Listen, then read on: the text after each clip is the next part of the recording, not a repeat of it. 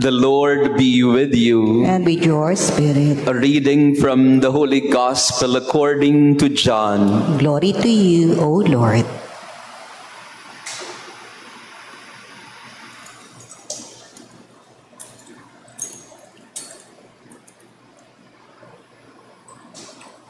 As the Father sent me, so am I sending you. Receive the Holy Spirit. In the evening of the first day of the week, the doors were closed in the room where the disciples were for fear of the Jews. And Jesus came and stood among them. He said to them, "Peace be with you," and showed them his hands and his side. The disciples were filled with joy when they saw the Lord, and he said to them again, "Peace be with you. As the Father sent me, so am I sending you." After saying this, he breathed on them and said, "Receive the Holy Spirit. For those whose sins you forgive, they are forgiven. For those whose sins you retain, they are retained." The Gospel of the Lord. Praise to you, Lord Jesus Christ. Please remain standing. May I invite Sister Delord for the presentation of the candidates for confirmation.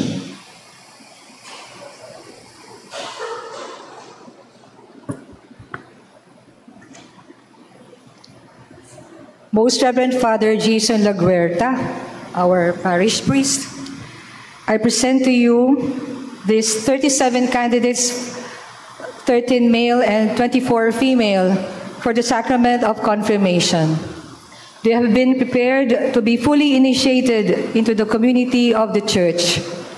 I now ask you to celebrate the completion of their initiation into the life of Christ and to seal them with the gift of the Holy Spirit.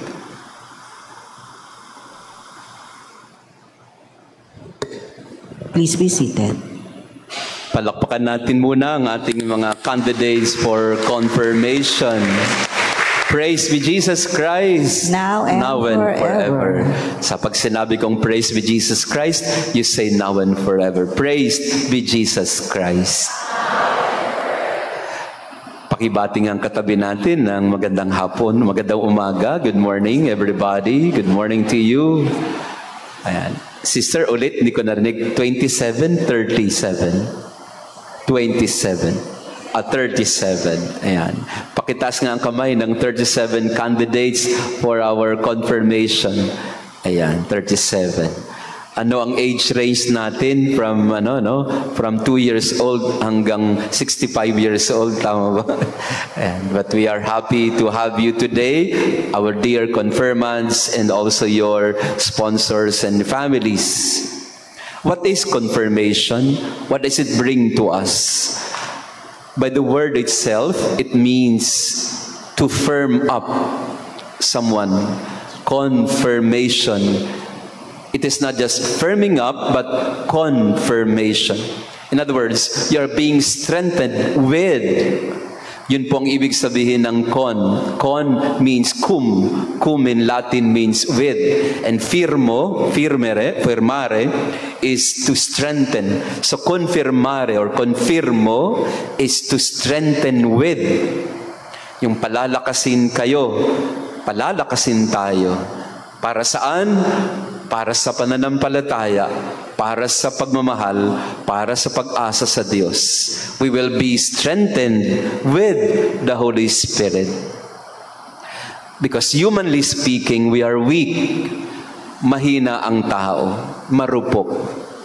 Pakitingnan nga ang katabi mo, tanungin mo, marupok ka ba? Marami tayong karupukan. We are prone to sin, commit mistakes. We have a lot of shortcomings. We have a lot of things that we can call our weaknesses. We are weak. We have to accept that. In fact, even our first parents, they have fallen. They fell to the temptation of the serpent to them. And a lot of times in our life also, we fall. Tayo ay natutumba, tayo ay nahahandusay, tayo ay bumibigay. Marami sa atin ay nababalot ng takot, ng pangamba, ng kawalan ng tiwala at pag-asa. And because we endure a lot of hardships and adversities in life, our spirit, our human spirit, a lot of times is weakened. Our commitment, dedication, our fervor, a lot of times goes away. Nangihina ang tao. Physically, nangihina tayo, di ba? Pag hindi nag-breakfast, taas nga ang kamay ng hindi nag-breakfast. Ngayon, ayan, ang dami nyo. Mamaya, mag-collapse kayo dyan. Naku, papaproblemahin ninyo, ha? And so, a lot of times, because we have not eaten enough food, we get weak. If you are sick with a certain affliction or disease, pag may sakit ka, what happens to someone who is sick? He or she gets weak. Kaya nga minsan di na makatayo sa banig, sa kama kasi you are weak. There are some of us who are wheelchair bound because our legs cannot sustain us anymore. So we have a lot of weaknesses, physical, emotional, and yes, a lot of times spiritual weakness. That's why we need to be confirmed. And confirmation is the Holy Spirit being given to us as our advocate, our consolation and strength. The Holy Spirit is given to us as a breath so that we may learn to breathe again. The Holy Spirit is given to us as fire so that our hearts could be fired up again. The Holy Spirit is given to us like a dove so that we can be innocent again in our love, in our affection, both for humanity, for the people around us, and for God. Kailangan natin ng pampalakas. At sino yung pampalakas ng tao? The Holy Spirit. And the Holy Spirit is given to us again and again. The Holy Spirit is given to us today, but the Holy Spirit, because He is a gift given to us every time we need Him. You don't deserve the Holy Spirit. We don't deserve the Holy Spirit, but the Holy Spirit is a generous gift to us by God. He is the love of God to us, generously given. That's why we have the 7 traditional gifts of the Holy Spirit. Examine ko kayo ngayon. Tingnan natin kung wala nang tumitingin sa akin. No? That's why we are given the 7 gifts of the Holy Spirit. Namely, wala nang tumitingin sa akin. Ayan, namely, wisdom, understanding, counsel, knowledge, piety, fortitude, fear of the Lord. What are these things? Wisdom, for example. Wisdom is not the same as academic intelligence. A lot of us know many things academically, but so many of us are not wise to understand the ways of God in our life. Wisdom, understanding, counsel, knowledge, these are gifts of the Spirit that deals with clarity of mind. So that when every time we are confused, we are doubtful, every time we feel disheartened and we feel discouraged, the Holy Spirit comes to us, giving us wisdom, understanding, counsel, knowledge, fortitude, piety. And piety is turning to the Lord. Piety is turning and entrusting everything to God. Because we know that we are weak, we cannot do everything on our own. Candidates, today, it's not I who will give you the Holy Spirit. Yes, I will perform the rites. I will give you the imposition of the anointing of oil, as I give you the anointing of the Holy Spirit through the prayer and the oil. I will tell you, be sealed with the gift of the Holy Spirit as I put this mark of the cross on your forehead. Be sealed with the gift of the Holy Spirit. It's not just a ritual, it is a prayer. Kaya pag sinabi ko sa inyo mamaya sasabihin ko yung pangalan nyo at sasabihin ko sa inyo, be sealed with the gift of the Holy Spirit, anong sasabihin ninyo? Amen. Kailangan may amen. Kasi pag walang amen, hindi tatalab sa inyo yung Espiritu Santo. Sige kayo. Yeah, so when I tell you, be sealed with the gift of the Holy Spirit, what do you tell me? You don't tell me that. You tell the Holy Spirit, Amen, Holy Spirit, I accept your anointing today. I receive you. I receive you in my life. Come, Holy Spirit, give me wisdom, understanding, counsel, knowledge, piety, fortitude, fear of the Lord. And fear of the Lord is not the negative sense of fear, but fear of the Lord is like Santa Maria Goretti. Fear of the Lord is, I don't want to offend you, Lord. I want to please you in everything that I do. But I can't do that on my own. I need your Spirit to strengthen me to do that. Like Santa Maria Goretti, she did not want to offend the Lord. She did not want to go to hell. So she said to her attacker, Alessandro, Alessandro, do not do that. Even if you kill me, I'll not give in to your desires. I want us to be in heaven.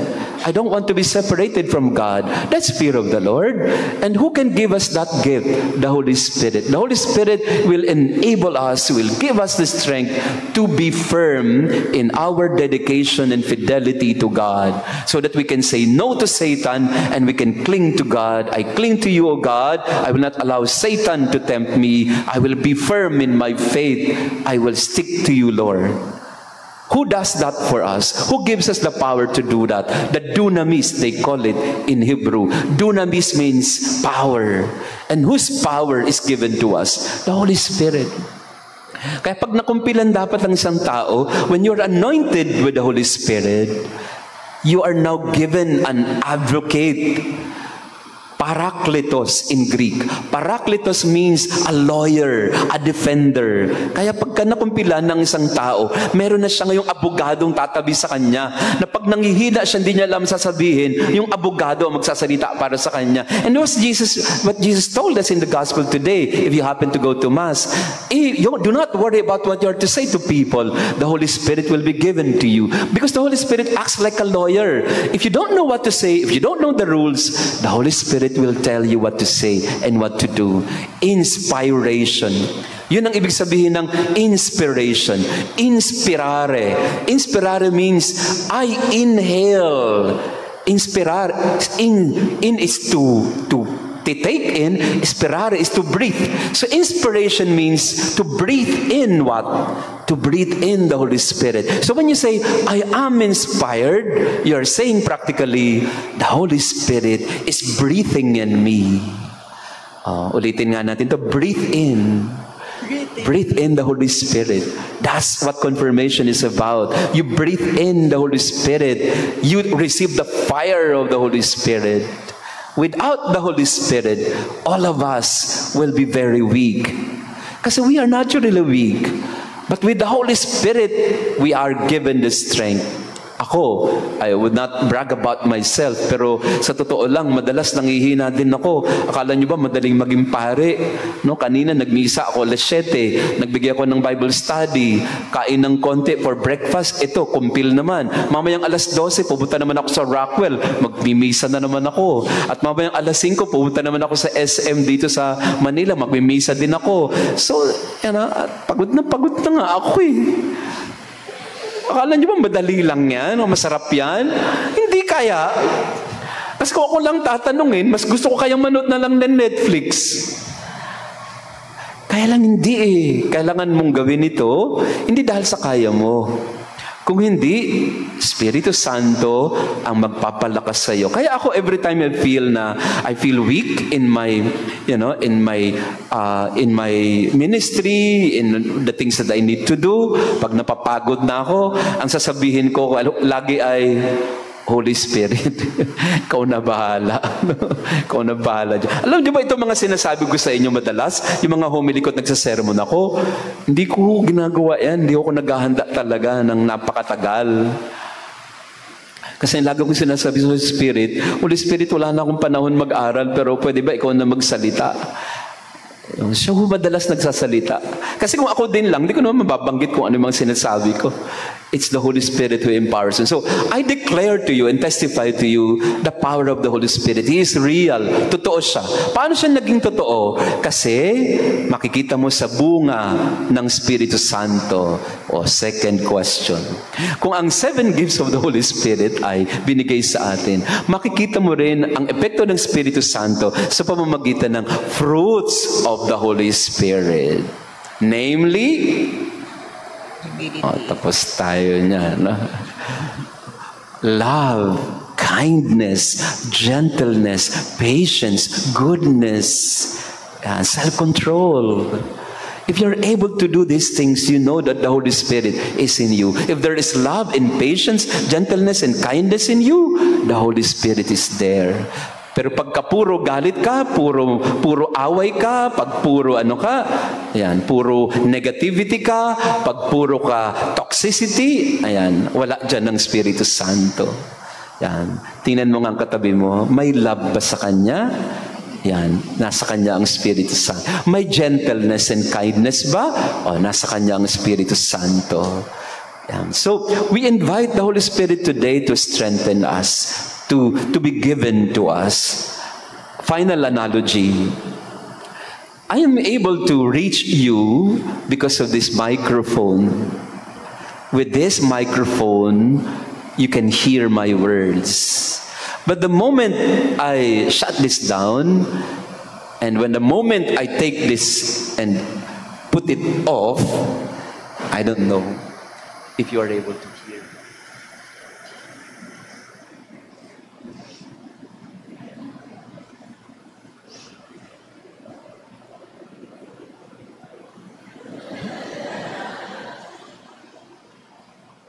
Parang naintindihan niyo yung dulo, ah. Nung nagsasalita ako dito, pag walang microphone, di niyo ako maintindihan. Pero dahil meron akong microphone or meron akong amplifier, you can hear me. That's what the Holy Spirit does. We have the human strength and He amplifies it. He strengthens it. That's why we are able to do the things that we are not capable of doing, but because of Him who empowers us, nagagawa natin. The Holy Spirit is love. The Holy Spirit enables us to love. The Holy Spirit is power. And so we can overcome everything because of Him who empowers us. So today, mga kukumpilan, open your heart. Let the Holy Spirit come to you.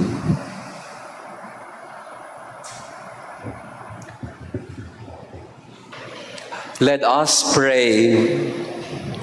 Accompany with your blessing from this day forward, O Lord, those who have been anointed with the Holy Spirit and nourished by the sacrament of your Son, so that with all trials overcome, they may gladden your church by their holiness, and through their works and their charity, foster her growth in the world, through Christ our Lord. Amen. And while we are distributing your souvenir, salamat po sa sponsor na nagbigay nito. May, together with the Stampede of Santa Maria Goretti, may this be a reminder to you of your confirmation day. At syempre, pasalamatan at palapakan din natin si Sister Dolor at ang ating mga Salesian sisters. Yan. Kung hindi dahil sa kanila, wala ho itong kumpilang bayan na ito. At next year, hindi ko alam kung anong gagawin ko, but yes, Sister will always be with us, no? And the cooperators as well. Muli, maraming salamat sa inyong pagbibigay ng panahon para sa kumpilang ito. At may nakita akong mga kinumpilan natin na senior citizen na. Sabi ko sa loob-loob ko, buti naman umabot pa, no? At nakompleto din ang sakramento. So, you are blessed, no? Mga seniors na nakumpilan today because the Holy Spirit, bibigyan kayo ng Holy Spirit ng another 100 years, no? The Holy Spirit will give you more strength in your life, physically and spiritually. So once again, thank you everyone for all of you who have. Ito po ay part ng ating fiesta celebration ni Santa Maria Goretti, at hopefully next year makompleto natin yung binyagang bayan, kumpilang bayan at kasalang bayan. At pwede na rin idagdag kag hiwalayang bayan. At pagdiwang din natin ang Kapistahan ni Santa Maria Goretti ulit ng may maganitong mga kasakramento na para sa lahat. Muli, maraming salamat sa mga sponsors and families of our confirmants. Thank you for joining our candidates. No longer candidates, but mga nakumpilan. And finally, mga nakumpilan sa araw na ito, carry with you the Holy Spirit. He has been given to you. Hindi nyo lang siguro naramdaman, pero ramdam ko na habang sinasampal ko kayo, ay nasa inyo ang Espiritu Santo. Keep the Holy Spirit in your heart. And you would know the Holy Spirit is there if you are given the strength that comes from, not from your own, but from somewhere else. Pag may mga pagkakataon na hindi nyo maipaliwanag kung saan nanggagaling ang lakas at inspirasyon ninyo, Holy Spirit yan, panigurado. At always ask Him to accompany you, to strengthen you at any moment in your life. If you summon the Holy Spirit, He will come. He will be with you. He will not abandon you. When do we lose the Holy Spirit in our life? When we turn away from the Lord. We lose the Holy Spirit even if He is given to us, if we lose our faith in the Lord. So as long as you are staying with the Lord, the Holy Spirit is with you and He will work through you. Palakpakan natin ulit ang ating mga confirmants. We all stand. The Lord be with you. And with yours. And may our loving God bless you and your family, the Father, the Son, and the Holy Spirit. Amen. Our Mass has been offered. Go in peace to love and serve the Lord. Thanks be to God.